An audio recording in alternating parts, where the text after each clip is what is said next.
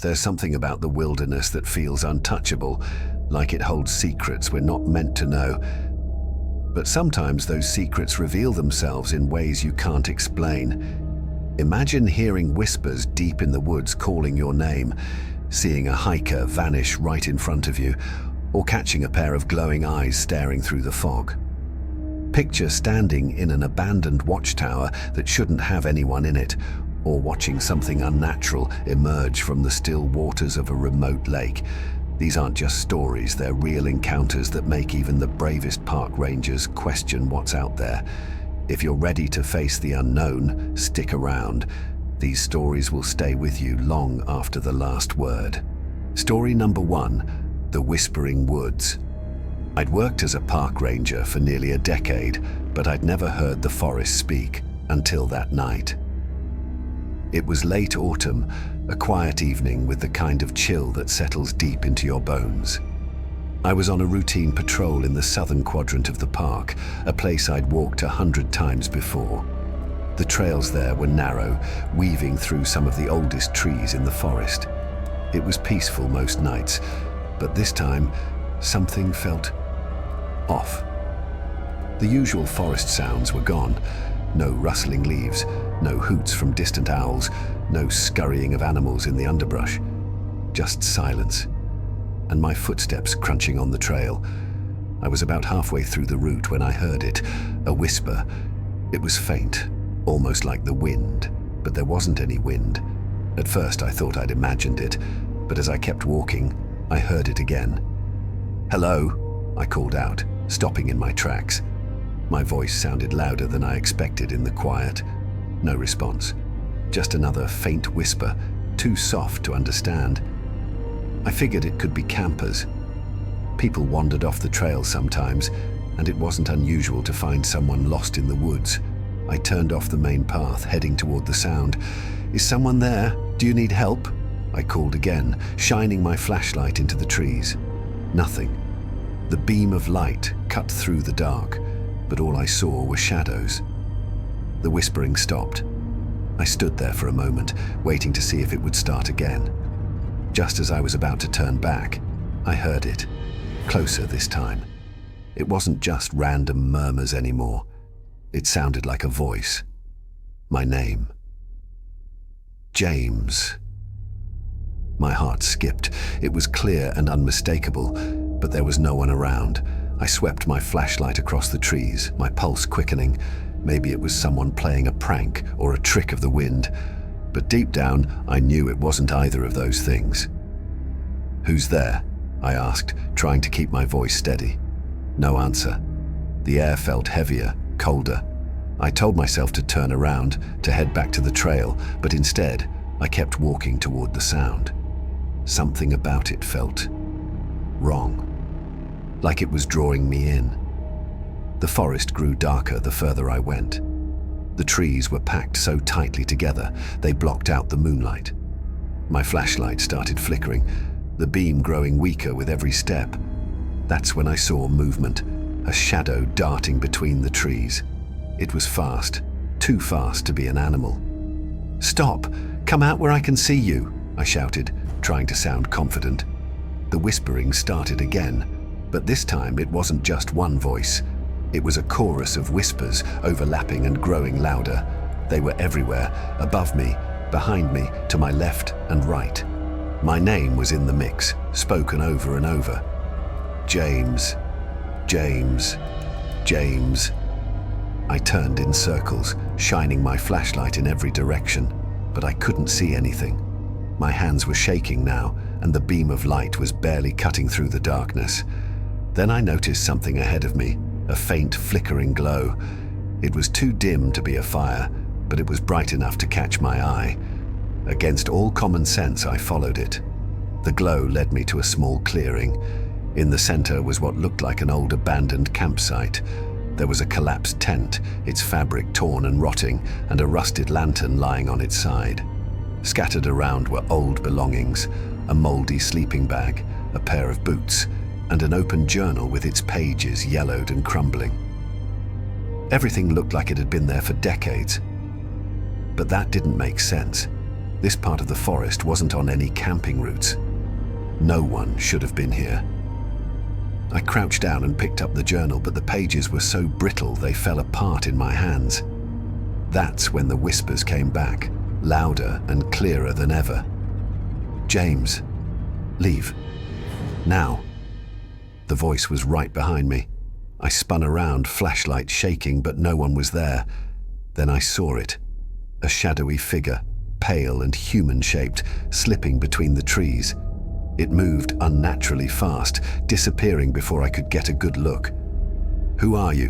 What do you want?" I yelled, my voice cracking. The whispers turned into screams, echoing from every direction. They were filled with pain and desperation, like the cries of people in agony. The air around me grew colder, and suddenly I felt a hand brush against my shoulder. That was it. I bolted. I ran through the forest, branches snagging at my clothes and face. The screams followed me, growing louder and more chaotic. My flashlight died completely, leaving me in darkness. But I didn't stop. I just ran, trusting my instincts to lead me back to the main trail. When I finally burst out onto the path, everything went silent. The screams, the whispers, gone. The forest was still again, as if none of it had happened. The next day I went back to the clearing, determined to find some kind of explanation, but there was nothing there. No tent, no lantern, no journal, just undisturbed forest floor. I don't patrol that part of the park anymore. I can't. Even now, when the wind blows just right, I swear I can hear faint whispers calling my name. Story number 2, The Vanishing Hiker. I still can't explain how someone could disappear so completely, so suddenly, right in front of me. It was a warm summer day, and the trails were busy. People were out enjoying the sunshine, taking in the fresh air and snapping pictures of the mountains. I was doing my usual patrol on the North Loop, a popular trail that gave hikers some of the best views in the park. About halfway into my route, I came across a group of 4 hikers taking a break near a large rock outcrop. They looked like they were having a good time, laughing and chatting while drinking water. But one guy stood out. He was an older man, probably in his late 40s or early 50s. He wasn't sitting with the others or talking. Instead, he was standing off to the side, staring into the forest. Something about him seemed off. He didn't look lost or scared, but there was this distracted, far-away look on his face, like he wasn't fully there. "Everything okay?" I called out as I walked up to them. Most of the group gave me friendly waves and thumbs up, but the man barely acknowledged me. He glanced at me for a split second, then turned his attention back to the trees. One of the women in the group laughed nervously and said, "Oh, don't mind him. He just gets really into nature. Loves the woods, you know." She smiled, but there was a hint of unease in her voice. After a few minutes, the group started hiking again, so I followed them at a distance. It's part of my job to keep an eye on larger groups to make sure everyone stays safe. Not long after we got moving, I noticed the man lagging behind. At first, I thought he was tired, but he wasn't struggling to walk. His pace was steady, but he kept stopping and turning to look into the forest. After the 3rd or 4th time, I caught up to him. "Hey, are you doing okay?" I asked. He looked at me with glassy eyes, like he wasn't fully present. "Do you hear that?" he asked softly. "Hear what?" He gestured toward the trees. "Something's out there. It's been following us." I stopped and listened for a moment, but I didn't hear anything unusual. Just the breeze in the leaves and the distant chatter of his group up ahead. "I don't hear anything," I said. "Maybe it's just an animal, a deer or a bird." He shook his head, his expression tense. "Number, it's not an animal. It's watching us." I wasn't sure what to say. I'd seen people get nervous in the woods before, especially if they weren't used to being out in nature. The forest can play tricks on your mind if you're already a little on edge. "Listen," I said gently. The forest is full of sounds that can seem strange if you're not used to them. But I promise you, there's nothing out here that's going to hurt you. He didn't look convinced. Instead, he muttered something under his breath, something I couldn't quite catch, and started walking again. The rest of the group was way ahead of us now, their voices fading into the distance. I decided to stick with him just in case he needed someone nearby. We hadn't gone much further when he suddenly froze. "What's wrong?" I asked. "There," he whispered, pointing into the trees. I followed his gaze, but all I saw was forest. The trees stood still, their branches swaying gently in the wind. There was nothing unusual, nothing out of place. "I don't see anything," I said. "It's right there," he insisted, his voice shaking slightly. "Can't you see it?" I shook my head. "Number, what do you see?" He didn't answer. Instead, he took a step off the trail and into the woods. "Hey, wait! You're not supposed to leave the trail," I called after him. He didn't stop. He kept walking, slowly but with a sense of purpose, like he was being drawn towards something. "Stop!" I shouted, following him. "It's not safe to go off the path." And then, he was gone. 1 second he was there, walking just a few feet in front of me, and the next he wasn't. He didn't duck behind a tree or disappear into the underbrush. He simply vanished. "Hello!" I called out, panic creeping into my voice. "Where are you?" No answer. I ran to the spot where I'd last seen him, scanning the area for any sign of movement. There was nothing. No footprints, no broken branches, no sign that anyone had been there at all. I stood there for a moment, frozen, my heart pounding. This couldn't be happening. People don't just disappear. Grabbing my radio, I called for backup. I explained what had happened as best as I could, though it sounded ridiculous even to me. Within the hour, a search team arrived. We combed the area thoroughly, calling his name and checking every inch of the forest. The only thing we found was his backpack, sitting at the base of a tree about 50 feet off the trail. The bag was strange. It looked older than it should have, like it had been out in the elements for years. The fabric was faded, the zippers rusted, and there was a patch on the side with a date, 1983.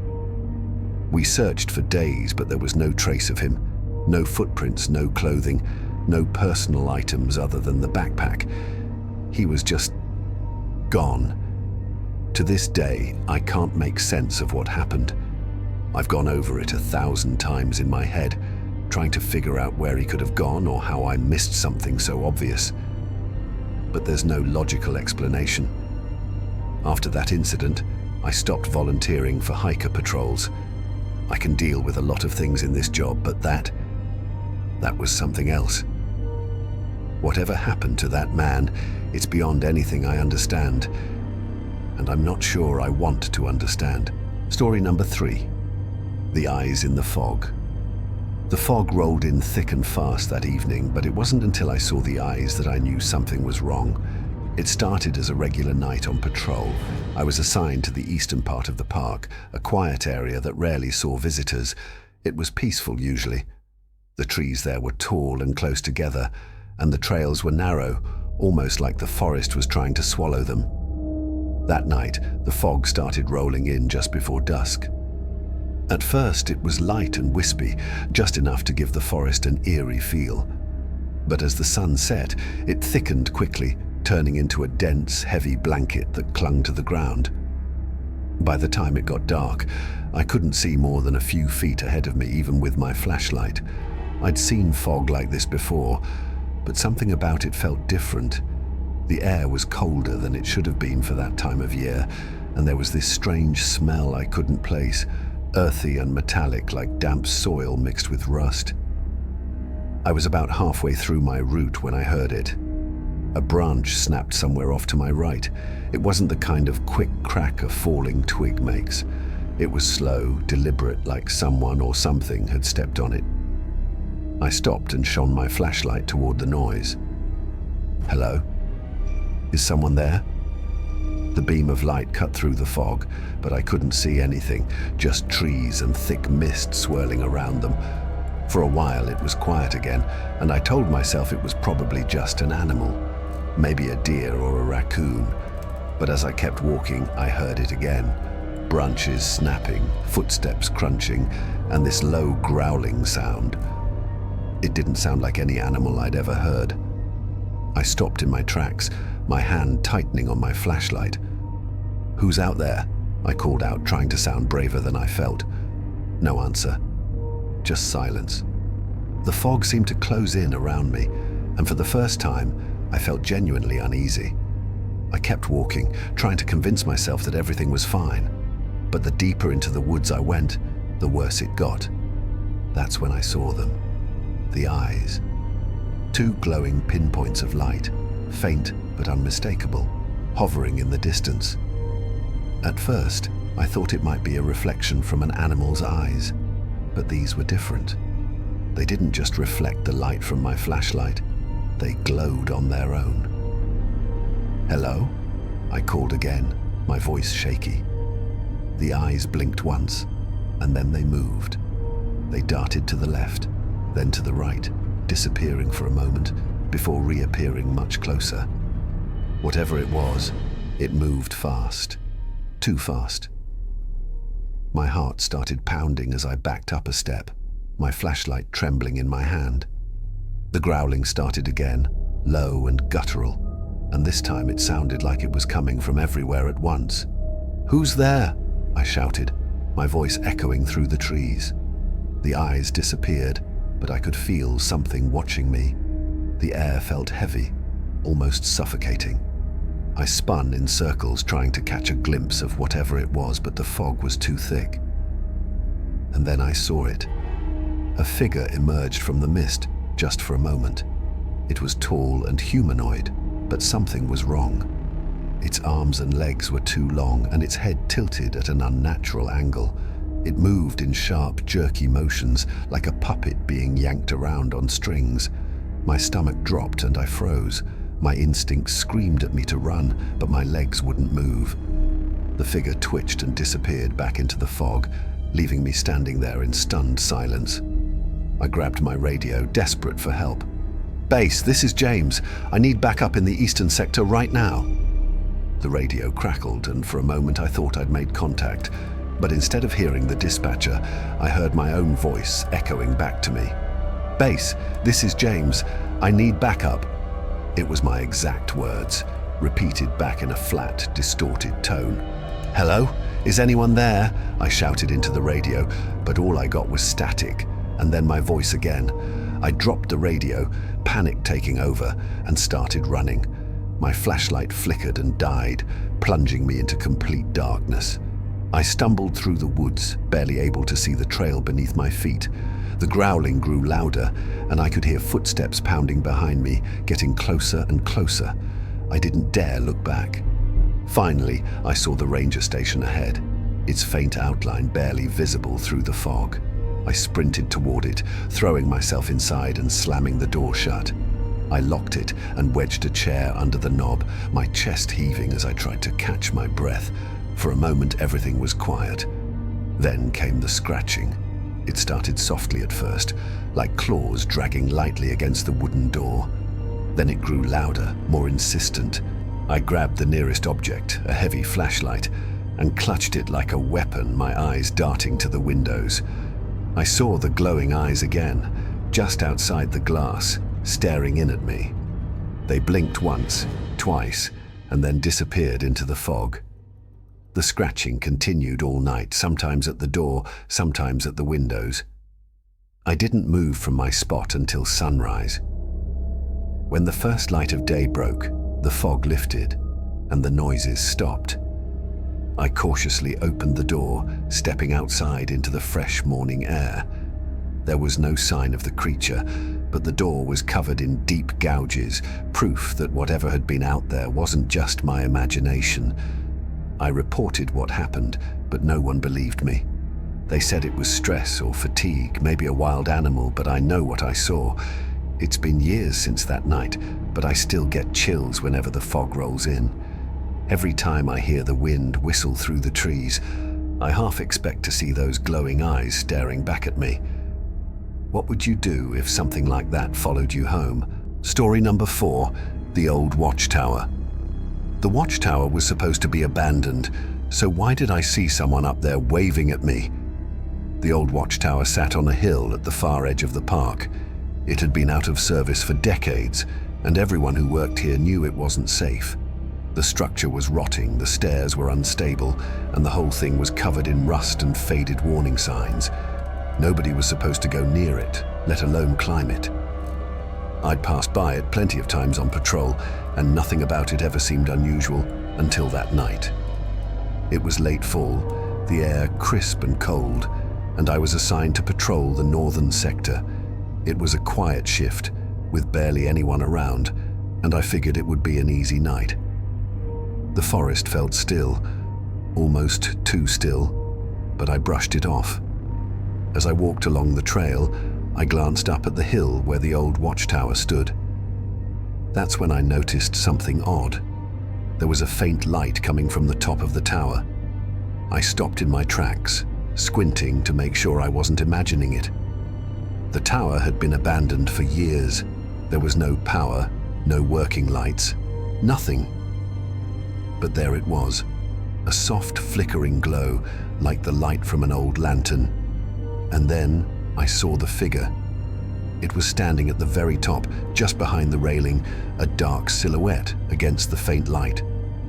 At first, I thought it was a trespasser, maybe a camper or someone who decided to climb the tower as a dare.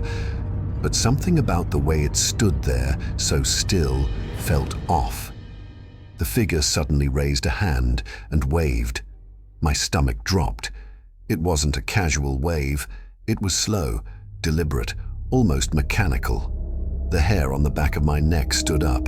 "Hey!" I shouted, shining my flashlight toward the tower. "This area's off limits. Come down now." The figure didn't move. It just kept waving. I debated what to do. I could call it in and wait for backup, but I was already there. And if it was just some thrill seeker, they'd probably be gone before anyone else arrived. So, against my better judgment, I decided to check it out myself. As I climbed the hill toward the tower, the light flickered again, dimming for a moment before flaring back to life. The closer I got, the colder the air felt. By the time I reached the base of the tower, I could see my breath in front of me. The old wooden stairs groaned under my weight as I started to climb. My flashlight beam danced across the rusted railings and cracked wood, making the whole structure seem even more unstable than I'd imagined. "Hello," I called out as I climbed, my voice echoing in the empty space. "If someone's up there, you need to come down. It's not safe." No response, just the sound of my boots on the creaking stairs and the occasional rustle of the wind. When I reached the top, I pushed open the heavy hatch door and stepped into the lantern room. The air was freezing, far colder than it had been outside, and there was a faint metallic smell that made my stomach churn. I swept my flashlight around the room. It was small and empty, with nothing but dust-covered furniture and broken glass scattered across the floor. Or so I thought. In the corner of the room, I noticed an old desk. It was covered in a thick layer of dust, but sitting on top of it was something that didn't belong, a leather-bound logbook. I picked it up and flipped through the pages. Most of the entries were what you'd expect, weather reports, notes about patrol shifts, sightings of wildlife. But the further I read, the stranger the entries became. "It's watching me," one of them read, scrawled in shaky handwriting. "I can't get away." Another entry was even more unsettling. "The light won't stop. It keeps coming back. Don't look down." The last entry sent a chill through me. It was written in large, frantic letters, the ink smudged as if the writer's hand had been shaking. "I can't leave, it won't let me. I set the logbook down, my hands trembling. A sudden noise made me jump, a loud thud followed by heavy footsteps. They were coming from above me. I froze. There wasn't anything above the lantern room except the roof. I listened, my heart pounding, as the footsteps grew louder, heavier, and then stopped. That was all I needed to hear. I bolted for the hatch, scrambling down the stairs as fast as I could. The whole structure creaked and groaned with every step, as if it was about to collapse. When I reached the ground, I turned back to look up at the tower. That's when I saw it again. The figure was back, leaning over the railing and staring down at me. "Who are you?" I shouted, my voice cracking. It didn't respond. Instead, it climbed onto the railing, its movement slow and deliberate, and then it jumped. I gasped, running toward the base of the tower. But when I reached the spot where it should have landed, there was nothing there. No figure, no body, just the cold, empty ground. I stood there for a long moment, trying to process what I'd just seen. The light at the top of the tower had gone out, and the forest was silent again. The next day, I told my supervisor what had happened. He gave me a skeptical look and said, "That old tower's been abandoned for years. You probably just imagined it." But a few weeks later, I overheard one of the older rangers talking about the tower. Curious, I asked him what he knew. He hesitated before answering. "A ranger went missing up there decades ago," he said quietly. "Back in the 70s, they never found him. People say strange things happen around that tower at night. I haven't been back to that part of the park since, but sometimes when I'm out on patrol, I can see the tower in the distance. And if I look closely, I swear I can see a figure standing at the top, waving." Story number 5. The Lurker by the Lake. Most lakes are calm, peaceful. This one, it felt alive, like it was watching me. There's a small, remote lake deep in the northern part of the park. Not many people go there. It's too far off the main trails, and honestly, it's not much to look at, just a dark stretch of water surrounded by thick trees. But on that night, I had to check it out. There had been reports of someone camping out there illegally, so I was sent to make sure everything was clear. It was late, just past midnight, and the woods were dead quiet. No wind, no animal sounds, not even the usual rustle of leaves. It felt like the whole forest was holding its breath. As I walked the narrow trail that led to the lake, the air started to feel heavier. When I finally reached the shoreline, the lake was perfectly still. The surface was so smooth it looked like glass, reflecting the trees and the faint glow of the moon. For a moment I stood there, just listening. There was something about the silence that put me on edge, like it was too quiet, too empty. And then I heard it, a faint splash.